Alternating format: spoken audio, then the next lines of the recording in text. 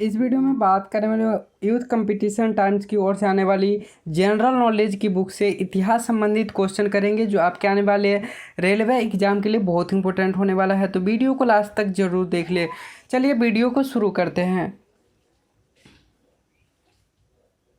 सिंधु घाटी सभ्यता संबंधित प्रश्न करेंगे तो आप अपने फ्रेंड सर्कल में भी शेयर कर दें। क्वेश्चन नंबर 1 से शुरुआत करते हैं। सिंधु घाटी सभ्यता रिक्त स्थान वर्ष पुरानी है और दक्षिण में गंगा घाटी के निचले व उत्तर में मालवा तक फैली हुई है। तो आपको बता दें सिंधु घाटी सभ्यता 3000 ईसा पूर्व पुरानी है और यह दक्षिण गंगा घाटी के निचले क्षेत्र व उत्तर में मालवा तक फैली हुई है। तो आपको इतना याद रखना है। इससे रिलेटेड इम्पोर्टेंट पॉइंट, सिंधु घाटी सभ्यता को हड़प्पा सभ्यता भी कहा जाता है। इस सभ्यता का नामकरण हड़प्पा नामक स्थल जहां पर संस्कृति पहली बार खोजी गई थी के नाम से जाना जाता है। हड़प्पा नामक स्थल जहां हड़प्पा इसलिए पड़ा क्योंकि हड़प्पा स्थल का पहली बार खोज किया गया था, इसीलिए इसे सिंधु घाटी सभ्यता और हड़प्पा सभ्यता भी कहा जाने लगा था। चलिए आगे देखते हैं। इसका खोज 1921 में दयाराम साहनी और माधव स्वरूप बतस्से के द्वारा किया गया था। तो आपको इतना याद रखना है। इस हड़प्पा स्थल में वर्तमान भौगोलिक स्थिति की बात की जाए तो यह पाकिस्तान के मोंटगोमरी जिला में स्थित है। इसकी काल की निर्धारण में बहुत सारी खामियां हैं जो आप नीचे देखिए। एनसीईआरटी बुक के अनुसार इसका काल निर्धारण 2600 ईसा पूर्व से 1900 ईसा पूर्व के बीच बताया जा रहा है, जबकि परिपक्व हड़प्पा संस्कृति का अस्तित्व मोटे तौर पर 2550 ईसा पूर्व से 1900 ईसा पूर्व के बीच बताया जाता है। नेक्स्ट, रेडियो कार्बन C40 जैसी नवीन विश्लेषण पद्धति के द्वारा सिंधु घाटी सभ्यता सर्वमान्य तिथि 2500 ईसा पूर्व से 1750 ईसा पूर्व के बीच बताया जाता है, जबकि कुछ इतिहासकार ने सिंधु घाटी सभ्यता तिथि 3250 ईसा पूर्व से 2750 ईसा पूर्व के बीच मानते हैं। तो आपको यहाँ पे दिख रहा होगा, यहाँ पे 3250, 2550 या आप यहाँ 2550 और 2500 देख रहे हैं, यहाँ 2600। तो आप इतना अनुमान लगा सकते हैं और बता सकते हैं कि जो यहाँ पे ऑप्शन के हिसाब से 3000 ईसा पूर्व जो एवरेज टाइम है 3000 ईसा पूर्व वर्ष पुरानी है सिंधु घाटी सभ्यता। तो आप नेक्स्ट क्वेश्चन, दूसरा नंबर क्वेश्चन देखिए। क्वेश्चन नंबर 2 का विकास 5000 BC ईस्वी में मालवा के दक्षिण और गंगा और उत्तर की ओर गंगा घाटी के पूर्व तलहटी क्षेत्र में विकास हुआ था। तो आपको बता देना सीधा सिंधु घाटी सभ्यता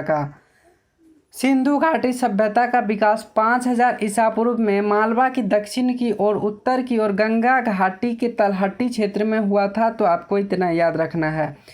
हड़प्पा सभ्यता, क्वेश्चन नंबर 3, हड़प्पा सभ्यता 2500 BC के आसपास विकास किया था। आज उन्हें हम क्या कहते हैं, किस नाम से जानते हैं? तो उसका क्षेत्र की बात की जाए तो पश्चिम भारत और पाकिस्तान के क्षेत्र से हम जानते हैं।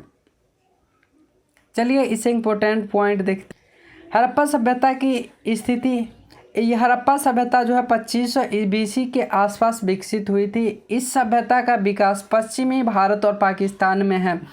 हड़प्पा रावी नदी के तट पर पाकिस्तान के मोंटगोमरी जिला में स्थित है। इसकी खोज 1921 में दयाराम साहनी और माधव स्वरूप बतस्से के द्वारा किया गया था। तो आपको इतना याद रखना है, ये क्वेश्चन इंपॉर्टेंट है। 1921 में दयाराम साहनी और माधव स्वरूप बतस्से द्वारा हड़प्पा सभ्यता की खोज की गई थी। क्वेश्चन नंबर 4, भारत का इतिहास सिंधु घाटी सभ्यता के जन्म से शुरू होती है जो लगभग रिक्त स्थान अस्तित्व में आया था। 2500 ईसा पूर्व रिक्त ईस्वी अस्तित्व में आया था सिंधु घाटी सभ्यता। क्वेश्चन नंबर 5, सिंधु घाटी सभ्यता की सबसे महत्वपूर्ण विशेषता क्या थी? सिंधु घाटी सभ्यता की प्रमुख विशेषता की बात की जाए तो ईंट के बने हुए भवन मिले थे सिंधु घाटी सभ्यता में। सिंधु घाटी सभ्यता की सबसे महत्वपूर्ण विशेषता ईंट के बने भवन थे। यह विश्व में प्राचीन नदी रावी नदी नदी घाटी सभ्यता में प्रमुख थी। ईंटों का प्रयोग सभी हड़प्पा बस्तियों में किया गया था। इस समय की ईंट एक निश्चित अनुपात में, जो सामान्य तौर पर 4:2:1 के अनुपात में से बनाया गया था भवन। क्वेश्चन नंबर 6, सिंधु घाटी सभ्यता है एक कांस्य युगीन सभ्यता को हम सिंधु घाटी सभ्यता को कांस्य युगीन सभ्यता भी कहा जाता है। सिंधु घाटी सभ्यता को कांस्य युगीन सभ्यता भी कहा जाता है। इस सभ्यता में पहली बार कांसा धातु का प्रयोग किया गया था, जो तांबे और टीन के मिश्रण था। सिंधु सभ्यता के 1400 केंद्रों को खोजा जा चुका है, जिसे 925 केंद्र भारत में है। यह सभ्यता सिंधु और उसके सहायक नदियों के आसपास विस्तृत है। तो आपको इतना याद रखना है। Next question 7 number question, Sindhu घाटी सभ्यता के लोग रिक्त स्थान बनाने के लिए तांबे और टीन का मिश्रण प्रयोग करते थे। कांस्य बनाने के लिए तांबे और टीन की प्रयोग किया जाता था सिंधु घाटी सभ्यता में। क्वेश्चन नंबर 8, निम्नलिखित में से कौन सा सिंधु घाटी सभ्यता का महत्वपूर्ण स्थान नहीं है? तो आपको बता दें, कालीबंगन, हड़प्पा और मोहनजोदड़ो, ये तीनों जो सिंधु घाटी सभ्यता का महत्वपूर्ण स्थान है, जबकि आजमगढ़ जो है सो सिंधु घाटी सभ्यता का प्रमुख स्थान नहीं है। नेक्स्ट क्वेश्चन, सिंधु घाटी सभ्यता सैंधव सभ्यता नगरीय सभ्यता थी। सैंधव सभ्यता के प्रमुख स्थल निम्न है: मोहनजोदड़ो, हड़प्पा, चन्हूदड़ो, लोथल, बनावली, धौलावीरा, राखीगढ़, कालीबंगन। अर्थात सिंधु सभ्यता में आजमगढ़ का कोई स्थान नहीं था। तो आपको इतना याद रखना है। क्वेश्चन नंबर 9, मोहनजोदड़ो का नाम का अर्थ में मुर्दों का टीला कहा जाता है। तो यह सिंधी भाषा में मोहनजोदड़ो को मुर्दों का टीला के नाम से जाना जाता है।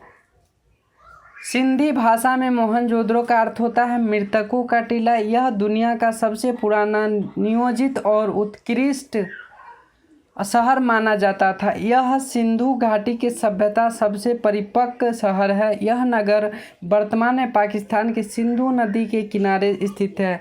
इसका उत्खनन राखालदास बनर्जी ने 1922 में किया था। जॉन मार्शल के निर्देशन में की गई थी। तो आपको इतना याद रखना है।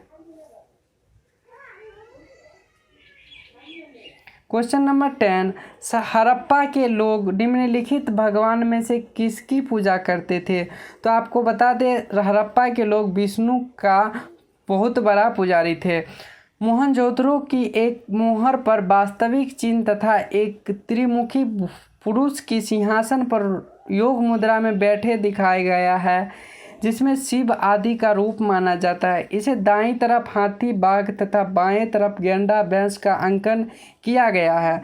हड़प्पा सभ्यता के लोग धरती को उर्वरा की देवी मानकर इसकी पूजा करते थे और पशु, पक्षी, जल, वृक्ष, सर्प, अग्नि आदि की पूजा भी हड़प्पा सभ्यता में होती थी। हड़प्पा का सभ्यता के लोग भगवान विष्णु की पूजा नहीं करते थे। किसकी पूजा नहीं करते थे? तो विष्णु के पूजा नहीं करते थे। सिंधु घाटी सभ्यता के लोग पूजा करते थे। तो आपको बता दें, पशुपति जिन्हें शिव के नाम से भी जाना जाता है, उनका पूजा किया करते थे सिंधु घाटी सभ्यता एक नगरीय सभ्यता थी। आप सभी को याद रखना है। सिंधु घाटी सभ्यता के लोग 3 मुख वाले देवता पशुपति की पूजा करते थे। सिंधु घाटी सभ्यता में विशाल स्नानागार मोहनजोदड़ो से प्राप्त हुआ था। सिंधु घाटी सभ्यता की भाव चित्रात्मक लिपि दाईं से बाईं ओर लिखी जाती थी। Next question 12 number question, Dholavira एक पुरातात्विक स्थान किस समय अवधि में जुड़ी हुई है? तो आपको बता दें, यह धौलावीरा एक सिंधु घाटी सभ्यता पुरातात्विक स्थान से जुड़ी हुई है। धौलावीरा गुजरात के कच्छ जिले में मनहर और मानसेहरा नदी के बीच खादिर द्वीप पर स्थित सैंधव सभ्यता का एक नगर था। इसकी खोज 1967-68 में जेपी जोशी ने तथा उत्खनन 90-91 में डॉक्टर RS बिष्ट के निर्देशक में हुआ था। तो आपको इतना याद रखना है। नंबर 2, वैदिक सभ्यता से प्रश्न करेंगे। सबसे पुराना वेद कौन सा है? सबसे पुराना वेद की बात की जाए तो यह ऋग्वेद सबसे पुराना वेद है।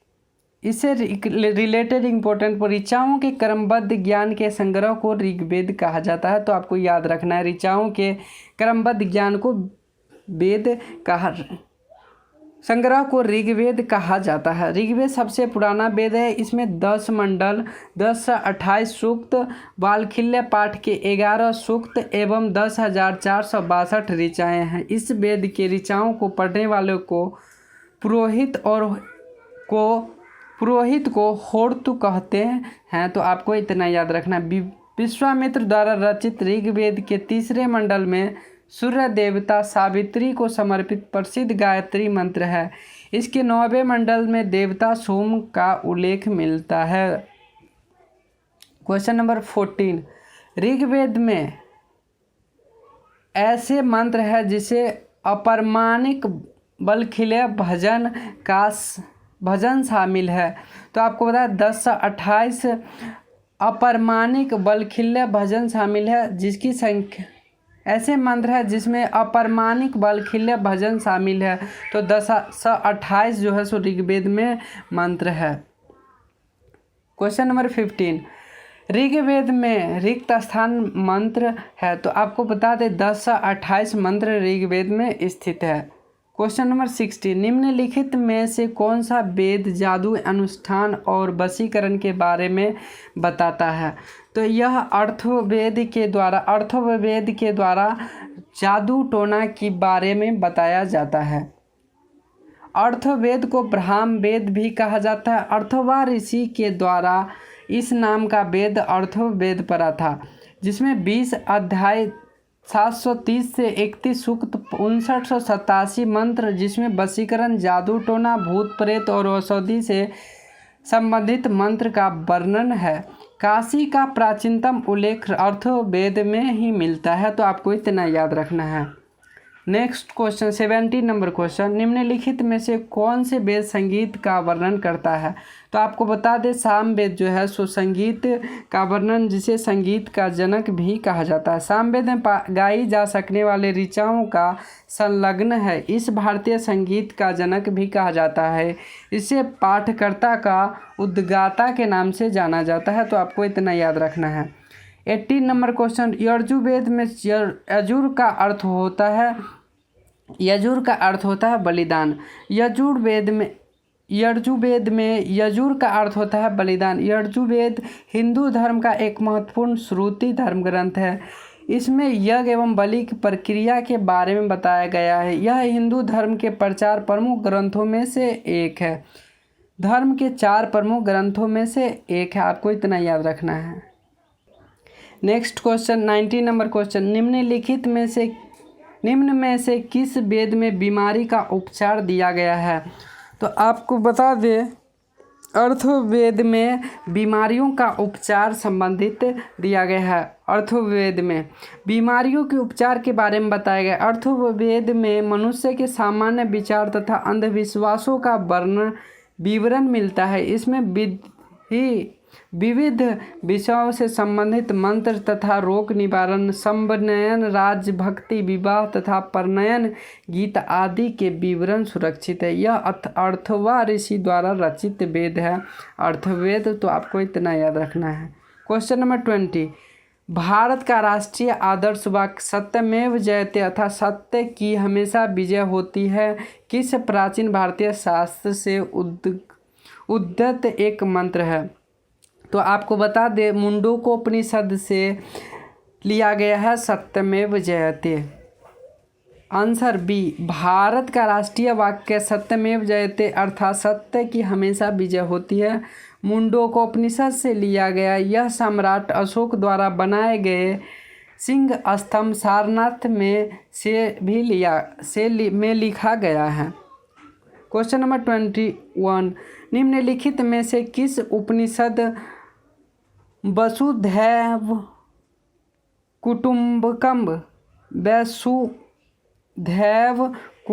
कुटुंबकम शब्द का उल्लेख किया गया है? महा उपनिषद में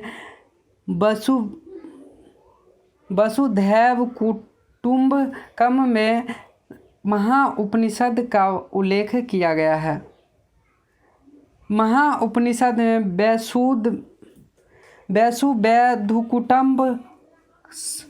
कुटुम्बकम शब्द का उल्लेख किया गया। इसका अर्थ होता है धरती ही परिवार है।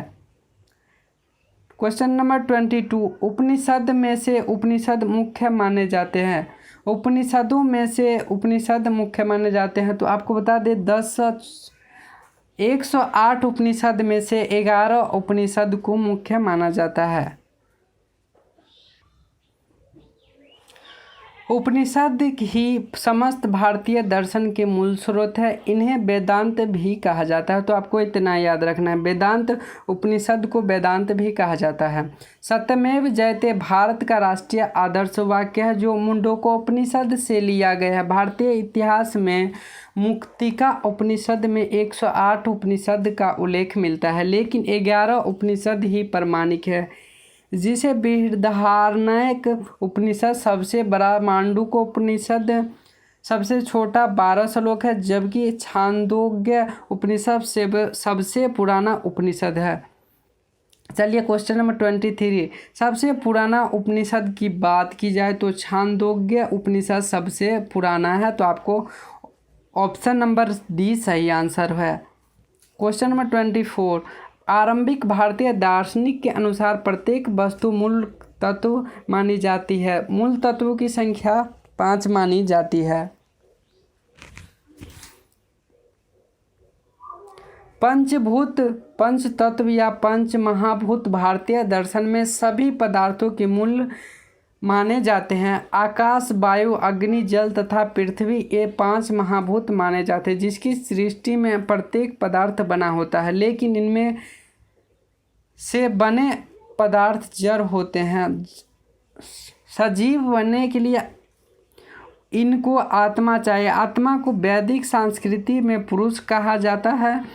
सांख्य दर्शन में प्रकृति इन्हें पंचभूतों के से बना माना गया है। नेक्स्ट क्वेश्चन, क्वेश्चन 25, कठोरोपनिषद में नचिकेता नामक एक किशोर और देवता के बीच हुई बातचीत दर्ज है। निम्नलिखित में से कौन सा देवता नचिकेता से बात कर रहा है? भगवान यम जो है सो नचिकेता से बात कर रहा है। मठोपनिषद में नचिकेता एक देवता यम के मध्य हुई बातचीत संवाद दर्ज है। यह कृष्ण यजुर्वेद शाखा का उपनिषद है। इस उपनिषद की रचयिता मठ नामक आचार्य के द्वारा किया गया था। इस वीडियो में बस इतना ही, मिलते हैं अगले वीडियो में।